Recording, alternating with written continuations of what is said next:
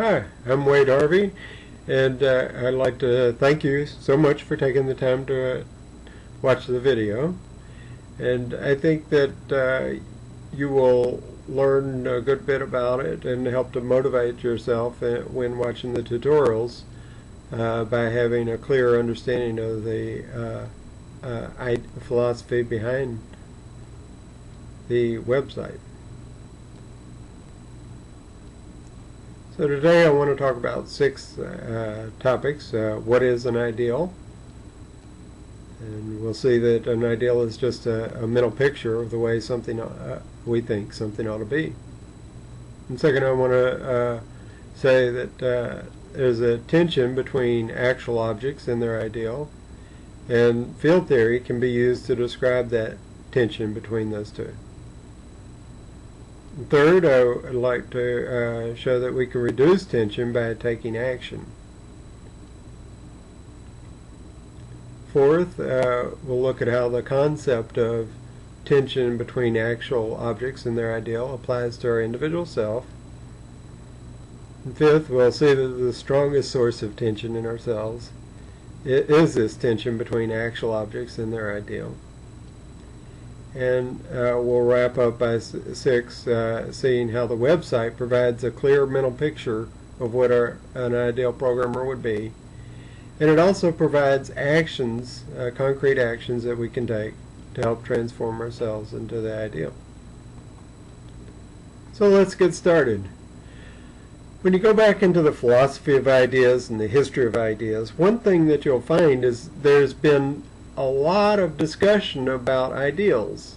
There's been the talk about the ideal of justice, the ideal of equality, the religious ideals, and so forth.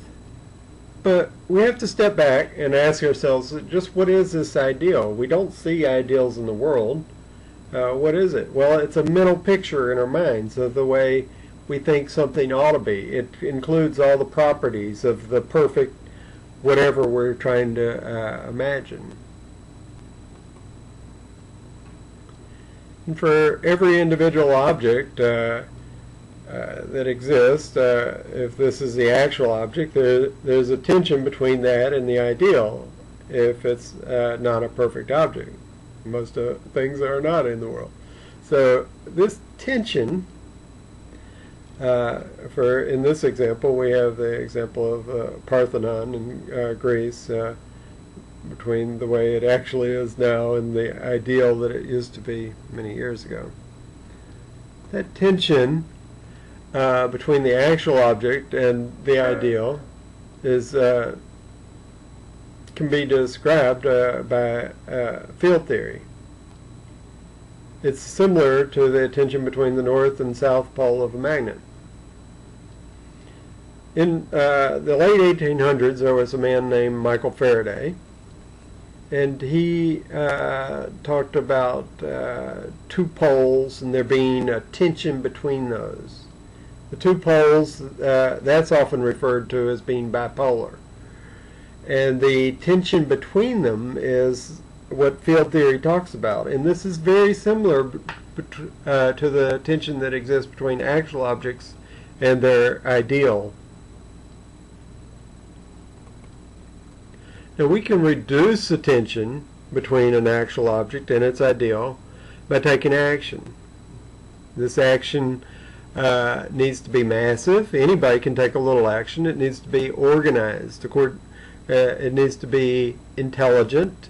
Dumb action's not going to get us closer to the ideal, but intelligent action will. And it needs to be executed according to a plan. Otherwise we lose our focus. Now, the tension between actual objects and their ideal applies to everything in the universe, and also it applies to our individual self, metaphorically. In fact, I think this is the strongest source of tension in ourselves. And by strongest, I don't mean the most intense. What I mean is it's the most enduring over the long term.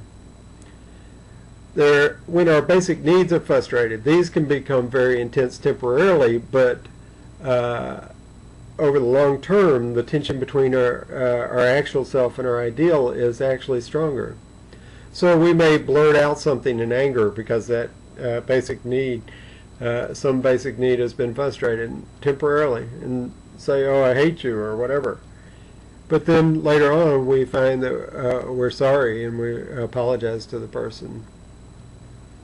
Or out of hunger, we may do something that is not in line with being our ideal self, but later on we realize we were not living up to our highest ideals. Or when we're sleepy and grumpy, we may temporarily do something that we would not normally do, and later on we regret it. Same with financial stress or sickness or illness or whatever. These things can temporarily override the strongest source of tension, but over the long haul, it's the tension between being our actual self and our ideal that is the most important and that we need to focus on.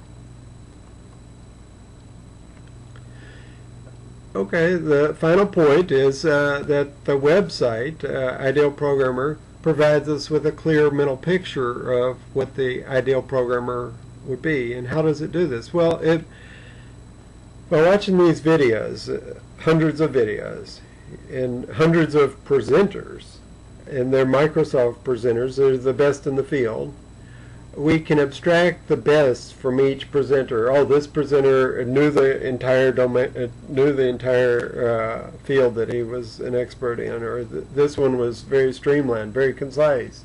We put these attributes that we like all together in one concise mental picture, and this gives us a picture of the ideal programmer.